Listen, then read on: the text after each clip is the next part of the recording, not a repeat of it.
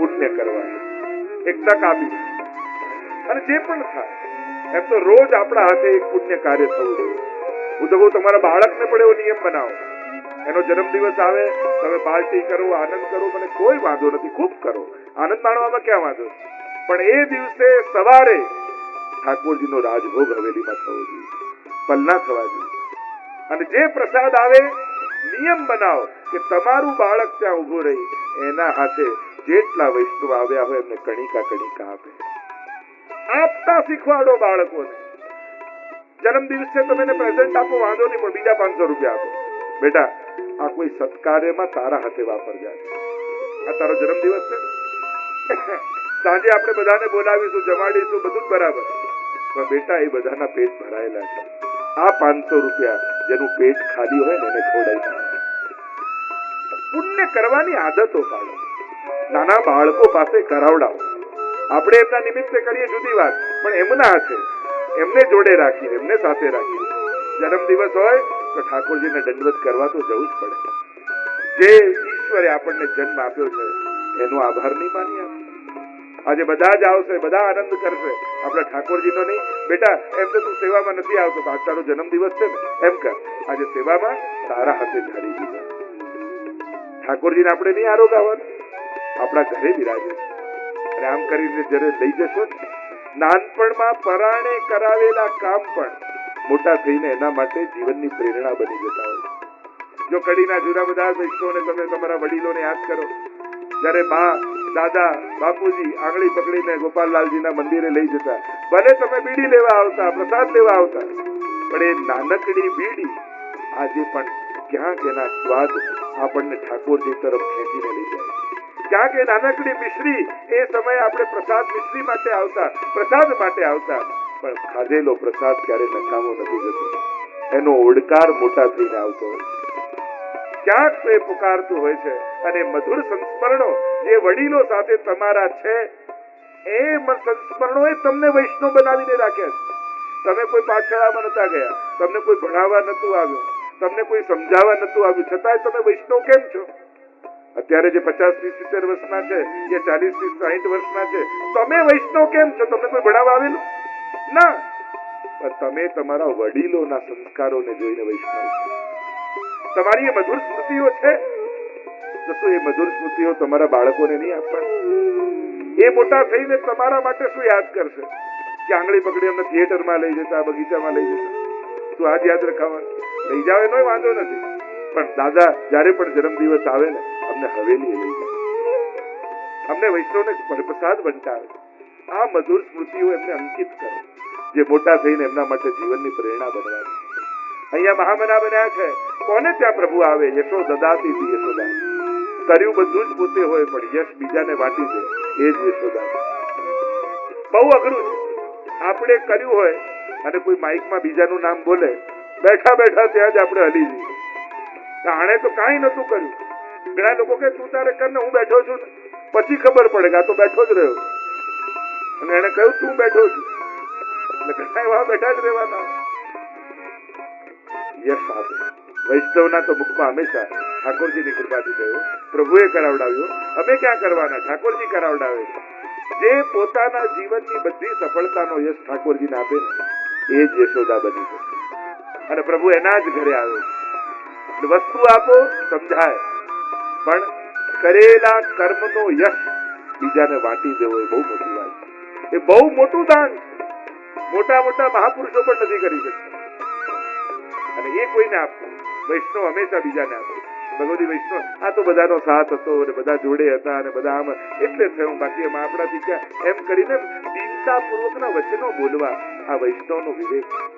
અહીંયા આનંદ મહોત્સવ ચારે બાજુ ચાલી રહ્યો છે, આનંદ કિલ્લોલ થઈ રહ્યો છે, દહીં દૂધ ઉડાડી રહ્યા છે. આનંદ મહોત્સવનું તો વર્ણન બહુ વિસ્તારથી છે. આપણે તો 3 દિવસમાં કૃષ્ણ ચરિત્ર જોવાનું છે, એટલે નંદ મહોત્સવનો આનંદ લીધો છે. ઠાકોરજીના બધા ઉત્સવો છે, પણ આ એક ઉત્સવ છે ને, નંદ બાબાના નામનો છે. બાકી તમને આપણા પુષ્ટિમાર્ગીય સેવા ક્રમમાં બીજે ક્યાંય નંદ બાબા નંદ મહોત્સવ સિવાય જોવા નહીં મળે. તમે પુષ્ટિમાર્ગી સેવા ક્રમ જુઓ તો બીજા કોઈ જલ્દી મનોરથોમાં તમને નંદ બાબા એમ આગળ જોવા નહીં પડે. નંદ મહોત્સવ હોય ત્યારે મુખિયાજી નંદ બાબા બને અને નંદ મહોત્સવ થાય. નંદ મહોત્સવ છે, આનંદનો ઉત્સવ છે. અહીંયા જયારે ચારે બાજુ નંદ મહોત્સવ ચાલી રહ્યો હતો એ સમયે નંદ બાબાને યાદ આવ્યું, અરે કંસને વાર્ષિક કર આપવાનું તો રહી જ ગયું. અને થયું કે લાવો કંસને વાર્ષિક કર પણ આપી દઉં અને બધાઈ પણ આપી દઉં કે મારા ઘરે બાળક થયું. ગોપાન ગોકુલ રક્ષાયા નિરૂપ્ય મથુરાગત. ગોપાના ભરોસે ગોકુલને રાખી નંદ બાબા ચાલ્યા મથુરા. આચાર્યોએ વિચારકોએ અર્થ કર્યો, ગોપ એટલે મન, ગોકુલ એટલે દેહ, ગો એટલે ઇન્દ્રિયો. શાસ્ત્રોમાં ગો શબ્દ ઇન્દ્રિયો માટે વપરાય છે અને ગોકુલ ઇન્દ્રિયોનો સમૂહ એટલે આ દેહ. અને જ્યારે પણ આ દેહને, આ જીવનને ગોપ રૂપી મનના ભરોસે મૂકીને જાઓ છો ત્યારે એમાં કાંઈક ને કાંઈક ઉત્પાદ થાય છે. આ જીવનને કેવલ મનના ભરોસે ન મૂકો. મનનો શું ભરોસો? અહીંયા બેઠા બેઠા આપણને વ્રજ લઈ જાય કે વ્રજમાં જઈએ તો સારું, વ્રજમાં જઈએ તો સારું, અને જ્યાં વ્રજમાં જઈએ પોતે પાછું ઘરે આવી જાય. મન તો ચંચલમ હિ મન કૃષ્ણ પ્રમાતિ બલવત દૃઢમ સત્યાહમ નિગ્રહ મન્યે વાયુ રીવ દુષ્કર. પ્રભુ, આ તો કેટલું ચંચળ છે. આ મનને પકડવું બહુ અઘરું છે. અને ચંચળતા એ જ મનનો સ્વભાવ છે. ચંચળતા ખરાબ વસ્તુ નથી. એનું નેચર છે. તમારી આંખ બંધ કરી દઈએ 15 મિનિટ માટે, તમે કેવો બેચેન થઈ જાઓ. અને જોવું એને આંખનો સ્વભાવ, જુએ તો જ એને શાંતિ થાય. કાન બંધ કરી દો અડધો કલાક, કેવો બેચેન થઈ જાઓ. સાંભળવું એનો સ્વભાવ છે આ ઇન્દ્રિયનો. તમને કહેજો કલાક ચૂપ રહેજો, કેવા થઈ જઈએ આપણે. એક બેનને એના પતિએ કહ્યું હતું 5 મિનિટ ચૂપ રહે તને હીરાનો હાર અપાવું, તો એ 4.5 મિનિટે બોલ્યા કે 5 મિનિટ થઈ ગઈ. તો મનનો સ્વભાવ છે. બોલવું એ સહજ સ્વભાવ છે. ન બોલવાનું તો બેચેન થઈ જવાય. એમ ચંચલતા એ મનનો સ્વભાવ છે. મનની વ્યાખ્યા જ કરી, સંકલ્પ વિકલ્પાત્મક મન. જે સંકલ્પ અને વિકલ્પ કરે એ જ મન.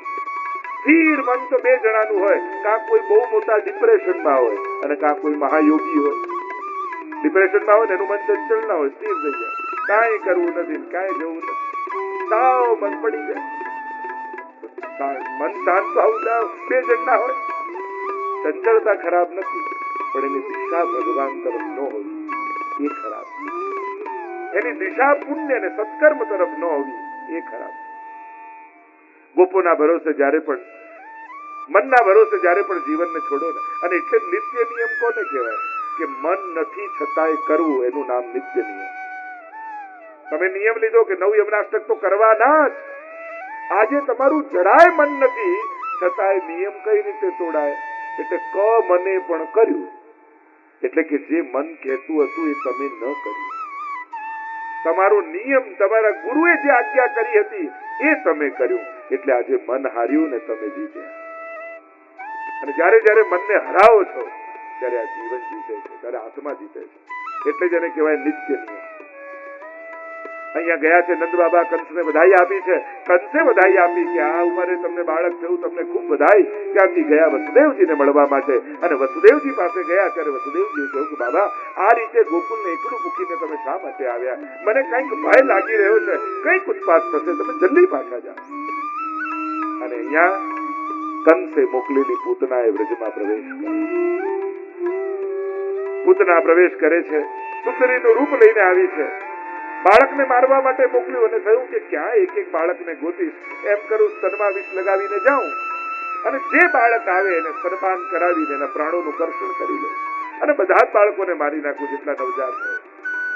કંસેન પ્રહિતા ઘોરા પૂતના બાલ ઘાતિની શિશુંશ્ચાર નિઘનંતિ પૂરગ્રામ વ્રજાદિ.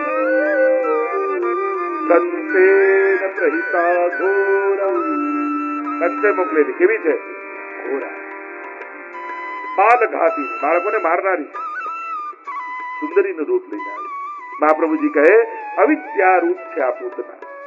પૂતના એ મૂર્તિમંત અવિદ્યાનું રૂપ છે અને અવિદ્યા પંચ પ્રવાહ છે. મહાપ્રભુજી સમજાવે દેહાધ્યાસ, પ્રાણાધ્યાસ, ઇન્દ્રિયાધ્યાસ, અંતઃકરણાધ્યાસ અને સ્વરૂપ વિસ્મૃતિ. આ 5 પ્રકારના અધ્યાસ એટલે કે ભ્રમ માયા લાગેલી છે દરેક જીવ. દેહાધ્યાસ એટલે દેહને જ પોતાની જાત માનવું. મર્યા પછી કોણ જોવા આવવાનું? જે કરવું છે મજા કરી લો. દેહને જ પોતાને જાતને માનવું એ દેહાધ્યાસ. જો આ દેહ જ બધું હોત તો પૂર્વના સંસ્કારો માટે હોસ્પિટલમાં 5 બાળક એક ટાઈમે એક સાથે પેદા થાય, બધાના બોડી પાર્ટ સેમ ફંક્શન કરતા હોય, છતાંય કોઈ લોભી થાય, કોઈ ઉદાર થાય, કોઈ હસમુખો થાય, કોઈ ક્રોધી થાય.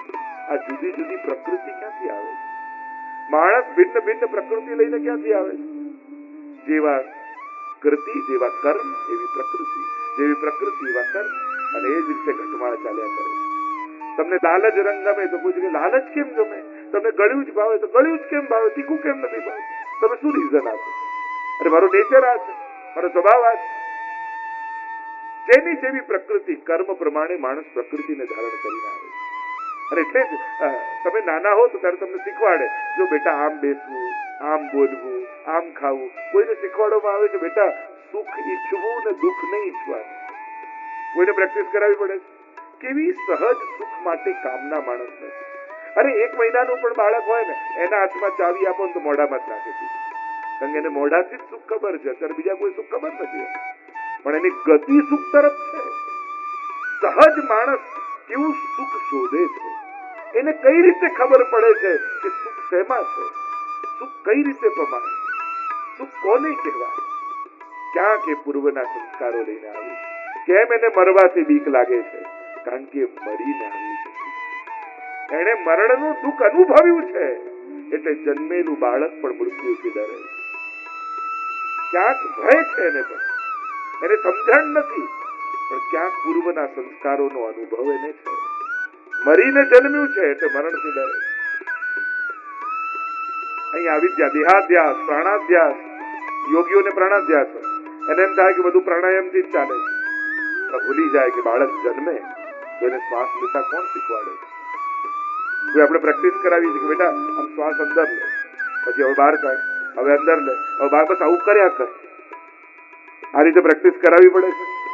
શ્વાસ લેતા નથી આપણે, શ્વાસ તો ચાલી રહ્યું છે. અને એટલે જ તો થાક નથી લાગતો. તમને કોઈ 10 પ્રાણાયામ કરવાનું કે તો થાકી જાવ, પણ જન્મ્યા ત્યારથી શ્વાસ લો તો ક્યારે થાક લાગ્યો? જો 60 વર્ષ થયા શ્વાસ લેતા લેતા, લાવ ને કલાક આરામ કરી લઉં તો કાયમનો આરામ થઈ જાય કે?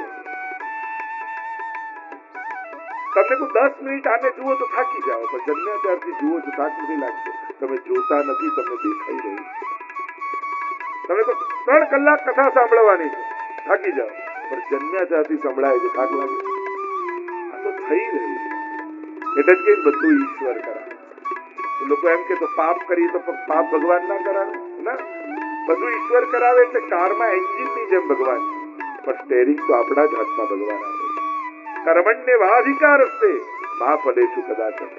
કર્મમાં તું સ્વતંત્ર છે. જો જોવાની શક્તિ ભગવાનની, પણ શું જોવું એના માટે આપણને સ્વતંત્રતા ભગવાન આપે. અને જેવું જુઓ એવું ફળ, એમાં પાછા પરાધીન. સાંભળવાની શક્તિ ભગવાનની, પણ શું સાંભળવું એ આપણે નક્કી કરવાનું. ચાલવાની શક્તિ ભગવાનની, પણ ચાલીને ક્યાં જવું એ આપણે સ્વતંત્રતા છે. ભગવાને આપણા ઉપર મૂક્યું છે કે ચાલીને તું જ્યાં જાય એવું તારું ફળ. તો આમ 5 પ્રકારના ધ્યાસ, દેહાધ્યાસ, પ્રાણાધ્યાસ, ઇન્દ્રિયાધ્યાસ, અંતઃકરણાધ્યાસ અને સ્વરૂપ વિસ્મૃતિ. પોતાના સ્વરૂપનું અજ્ઞાન આ પણ બહુ જ મોટું અજ્ઞાન છે. હું કોણ છું એ નહીં જાણીએ તો મારે શું કરવું જોઈએ એનું ભાન ક્યારેય નહીં થાય. જ્યારે આપણને એક વૈષ્ણવ તરીકેનો આપણો પરિચય થાય, જેમ માણસ ગુજરી જાય, તમે દુનિયામાં નહીં હો ત્યારે લોકો તમને કઈ બાબતે યાદ કરે? તમે શું ઈચ્છો છો? એક વેપારી તરીકે, એક સંબંધી તરીકે, એક વૈષ્ણવ તરીકે? જીવનનું સાફલ્યતા શેમાં છે? લૌકિક રીતે યાદ કરશે તે કદાચ સફળતા કહેવાશે, પણ વૈષ્ણવ તરીકે યાદ કરશે તે સાર્થકતા કહેવાશે. સફળ કરવા કરતા જીવનને સાર્થક કરવું સારું. જ્યારે પણ વૈષ્ણવતાની વાત નીકળે તો આજે આપણે આપણા વડીલોને કેવા યાદ કરીએ? અમારા બા હતા, અમારા દાદા હતા, અમારા બાપુજી આમ હતા. આજે આપણે યાદ કરીએ જ્યારે પણ વૈષ્ણવતાની વાત નીકળે. એમ તમારા બાળકો તમને કઈ બાબતે યાદ કરશે એનો વિચાર કરજો. ત્યારે શું આપણા જીવનમાં કોઈ એવી વાત ખરી કે આપણે આપણા જીવનનું એક્ઝામ્પલ આપી અને બાળકને ટોકી શકીએ. જો બેટા હું આમ કરું છું અને આ રીતે રહું છું, તું આમ કરે તો સારું. જ્યારે બાળકોને આપણે આપણા એક્ઝામ્પલ આપીએ ને એની વધારે અસર થાય. એમને ભાગવત કે રામાયણના એક્ઝામ્પલ કરતા પપ્પા અને મમ્મીના એક્ઝામ્પલ વધારે અસરકારક હોય. અને એટલા માટે ઉપદેશક બનવા કરતા પ્રેરક બનવું પરિવાર માટે. ઇન્સ્પાયર કરવા.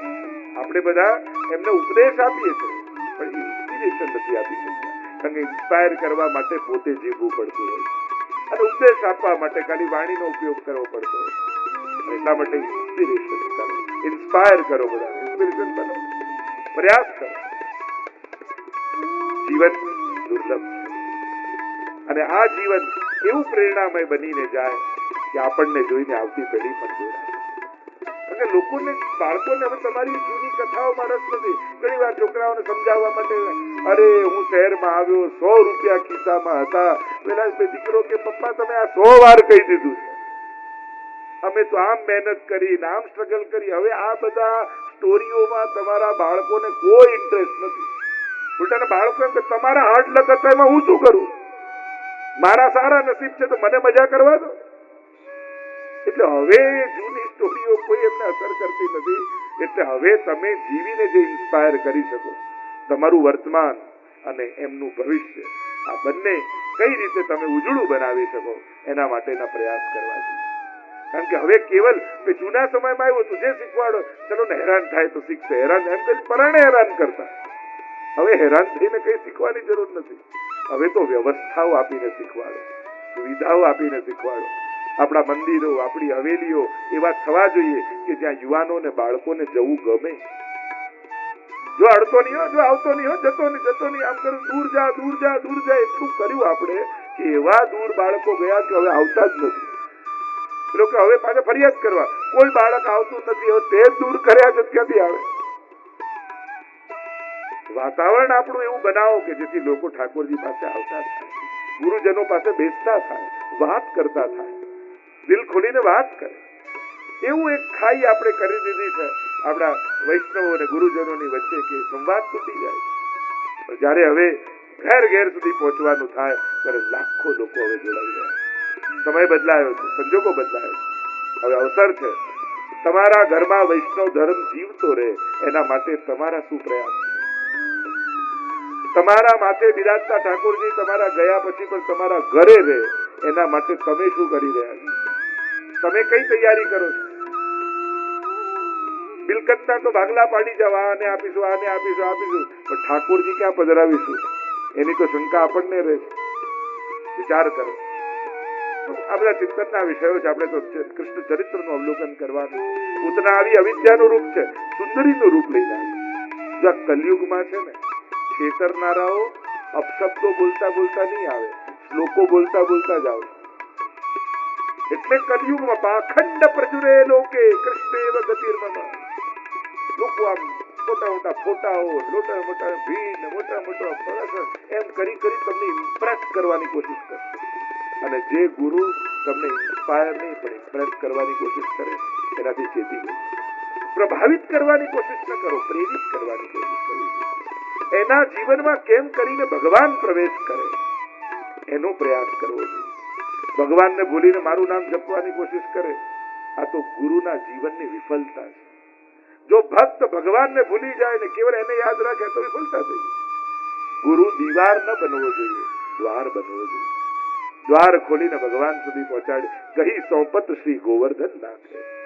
આપણે તો મહાપ્રભુજી પાસે જાય જીવ એટલે મહાપ્રભુજી એક હાથ જીવનો પકડે, બીજો હાથ શ્રીનાથજીનો પકડે અને બ્રહ્મ સંબંધ આપી બંનેનો હસ્તમેળાપ કરાવી દે.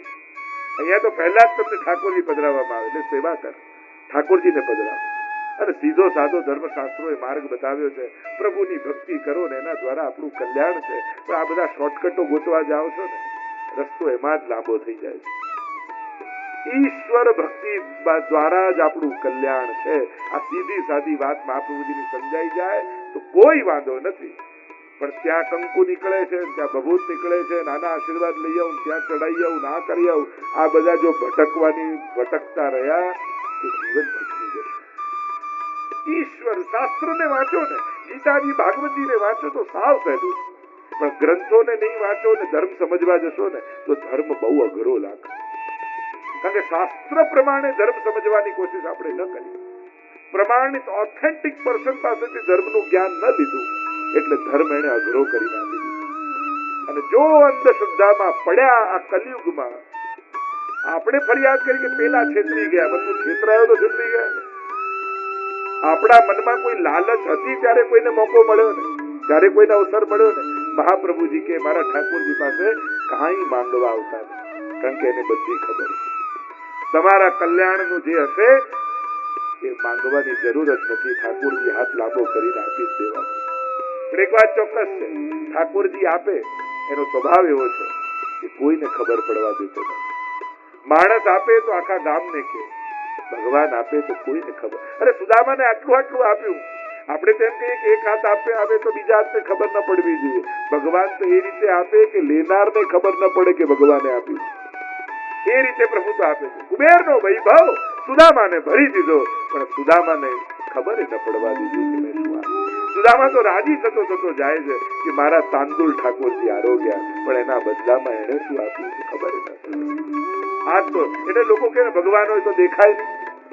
અરે થોડું કરીને જે આગળ આગળ દેખાય માણસ, અને બધું જ કરી જે ક્યાંય ન દેખાય એ જ તો ઈશ્વર છે. એને દેખાવાની આદત જ નથી, એને કહેવાની આદત જ નથી, એને બતાવવાની આદત જ નથી, એને તો કરવાની આદત.